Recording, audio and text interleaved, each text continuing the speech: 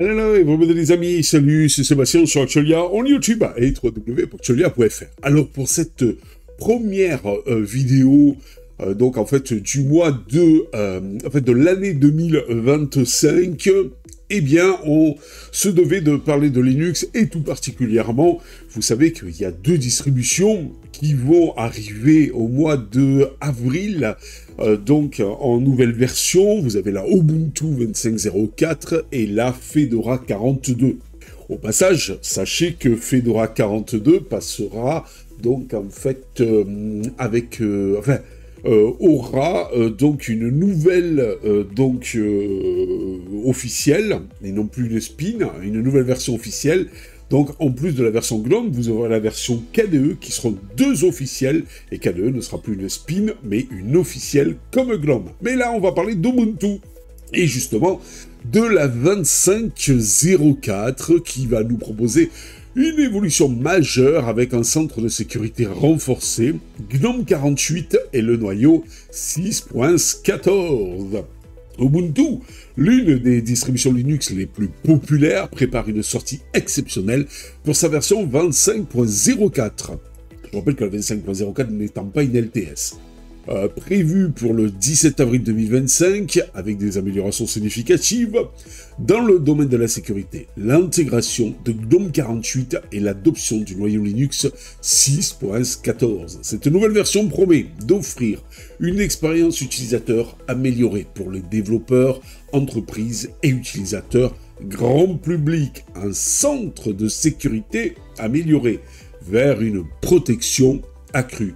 L'un des points forts d'Ubuntu 25.04 est donc tout simplement l'introduction d'un centre de sécurité repensé, visant en fait à renforcer la protection des utilisateurs contre les cybermenaces qui, je vous rappelle, malgré que vous soyez sur Linux, eh bien, sont de plus en plus importantes sur ce système d'exploitation, puisqu'ils deviennent de plus en plus populaire, et donc qui dit populaire, victime de son succès, et donc automatiquement, eh bien, les hackers et les codeurs de virus commencent à s'intéresser à Linux. Ce centre de sécurité amélioré propose une analyse en temps réel, détection proactive des vulnérabilités système et des applications installées. Une mise à jour centralisée, gestion facilitée des patchs de sécurité pour répondre rapidement aux nouvelles menaces, protection avancée des données, des outils de chiffrement intuitif pour les fichiers et les dossiers sensibles, un support pour les environnements d'entreprise, une meilleure intégration avec des logiciels de gestion des appareils et des politiques de conformité. C'est pas génial tout ça? Avec dans cette fameuse mise à jour d'Ubuntu 25.04, Canonical démontre son engagement à fournir une plateforme sécurisée et fiable pour tous les utilisateurs. Et oui, ça y est, on commence à renforcer donc la sécurité chez Monsieur Linux. GNOME 48. Alors, avec la 25.04, vous aurez bien sûr d'Ubuntu, vous aurez GNOME 48, une interface modernisée et plus performante. Car Ubuntu 25.04 inclut GNOME 48, la toute dernière version de cet environnement de bureau emblématique. Voici quelques-unes des nouvelles fonctionnalités que vous aurez, je vous rappelle, en avril 2025. Une amélioration de la productivité, un gestionnaire de fenêtres optimisé et une navigation entre espaces de travail beaucoup plus fluide. Un design rénové, de nouveaux thèmes visuels et des icônes raffinées. En parlant de design et donc de nouveaux thèmes et tout, etc., je ne sais pas si vous avez remarqué, à l'époque où vous me suivez peut-être sur mon ancienne chaîne, et bien sur cette chaîne-là, généralement, les DE, je ne les touche plus. Voilà, je laisse dans leur thème d'origine. Avant, je m'amusais à les skinner à la façon macOS et tout ça. Maintenant, vous avez remarqué, donc je laisse d'origine. Il n'y a qu'un truc où je suis tombé amoureux, c'est les icônes de Yahoo, les versions Dark Blue. Donc Yahoo Dark Blue, OpenVicon, c'est par défaut sur toutes mes distributions. Autant sur ma Fedora, autant sur ma Linux Mint, et autant eh bien, sur celle-ci, la Sparky Linux GNOME. Voilà, enfin sur celle-ci. C'est parce que j'enregistre cette vidéo sur Sparky. Alors, donc je disais qu'un design, le design a été rénové de notre ami GNOME 48 avec de nouveaux thèmes visuels et des icônes raffinées. Une meilleure gestion des extensions. Et oui, ça c'est une grosse, mais alors une grosse polémique de chez monsieur GNOME, c'est la gestion des extensions. Mais malgré tout, j'avoue qu'elle s'améliore. Donc petit à petit que les versions GNOME passent maintenant, eh bien par exemple quand nous sommes passés de la version 46 à la version 47 de chez monsieur GNOME, eh bien écoutez, moi j'ai pas eu d'extensions qui ont pété. Voilà. Donc, eh bien écoutez, là pour le moment, que du bonheur. Mais alors, c'est quoi la meilleure gestion des extensions? Eh bien, vous aurez une interface simplifiée pour installer, activer ou désactiver des extensions de GNOME. Alors, je ne veux pas être méchant, mais moi, j'utilise pour gérer mes extensions un truc qui est super sympa. Ça s'appelle gestionnaire d'extensions, c'est directement dans le Flat Hub et ça me permet directement, avec un seul logiciel, eh bien, d'installer, donc d'activer et de désactiver les extensions GNOME. Alors, est-ce que c'est ça qu'ils ont directement maintenant intégré dans GNOME 48? Ben, nous le saurons quand GNOME 48 sortira, et surtout Ubuntu 25.04 sortira, comme Fedora aussi sortira, avec la version 42. Performance accrue, une réduction de la consommation mémoire et le temps de réponse amélioré. Et alors là, j'ai remarqué que plus GNOME avance et plus GNOME est performant. Moins GNOME consomme de mémoire. Et ça, c'est vraiment sympa. Donc voilà.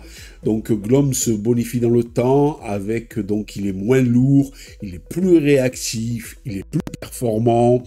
Et les vieux dictons, on va dire, de l'époque où on disait « Ouais, GNOME c'est lourd, KDE c'est plus léger », eh bien plus ça va, et plus eh bien, ils se rapprochent l'un de l'autre. Au point de vue légèreté et performance.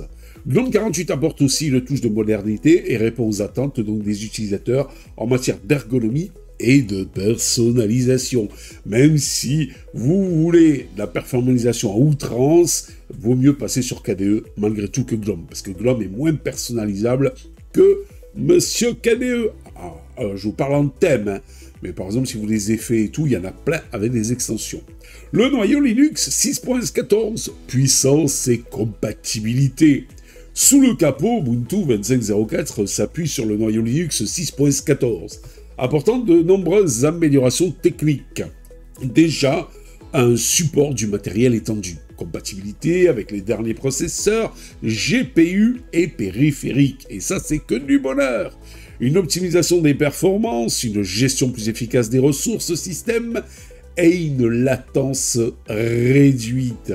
C'est pas pour nous déplaire. Fonctionnalité avancée, un support des architectures ARM64 et RISC-V. Sachez que tout ça, c'est des processeurs ARM, idéal pour les développeurs travaillant sur des projets, par exemple, IoT, un renforcement de la sécurité. Au passage, je vous rappelle que, bien sûr, Ubuntu est compatible avec donc, les processeurs ARM. Allez, renforcement de la sécurité, un mécanisme anti-exploitation plus robuste et mise à jour en continu pour prévenir des failles critiques. Le noyau Linux 6.14 garantit ainsi une expérience stable et adaptée aux besoins des utilisateurs les plus exigeants.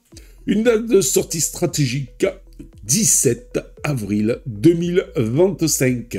Canonical a choisi une date stratégique pour la sortie d'Ubuntu 25.04 alignée avec son calendrier de développement semi-annuel. Cette date permettra aux utilisateurs et aux entreprises de planifier une transition fluide vers cette nouvelle version, tout en bénéficiant d'un support technique dès le premier jour. Mais c'est pas que du bonheur, tout ça, pour commencer cette année 2025.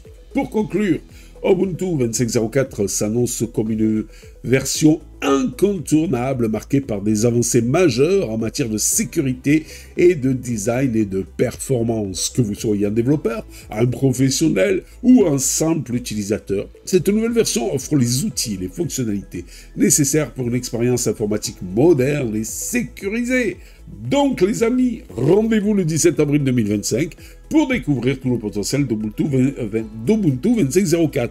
Au passage, pour ceux qui aimeraient pas Ubuntu parce qu'ils n'aiment pas les snaps et tout ça, c'est vrai que M. Canonical a tendance à vous imposer un petit peu tout ça, les snaps et tout ça, eh bien vous allez avoir aussi au mois d'avril, je pense que ce sera plutôt vers le 25 avril 2025, la nouvelle version de Fedora GNOME avec GNOME 48, avec le nouveau noyau et tout ça, etc.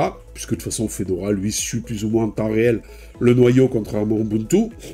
Et de plus, vous aurez la Spin KDE qui va devenir officielle, aussi autant officielle que Fedora GNOME. Donc Fedora KDE, Fedora GNOME, même combat, toutes les deux seront officielles à partir de Fedora 42. Donc si vous aimez moins GNOME et vous préférez plus KDE, ben là il n'y aura pas de jaloux. Ben, les deux seront officiels. Voilà. Et donc, avec le support et tout ce qui s'ensuit derrière. Mais c'est pas cool, tout ça, pour cette année 2025, les amis.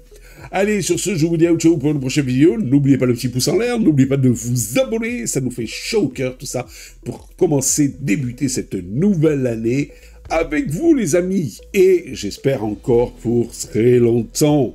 Allez, sur ce, je vous dis ciao. Et à bientôt pour une nouvelle vidéo. Bye bye. Si vous avez aimé cette vidéo, abonnez-vous, mettez un pouce en l'air, et partagez cette vidéo. Merci, cela fait toujours plaisir.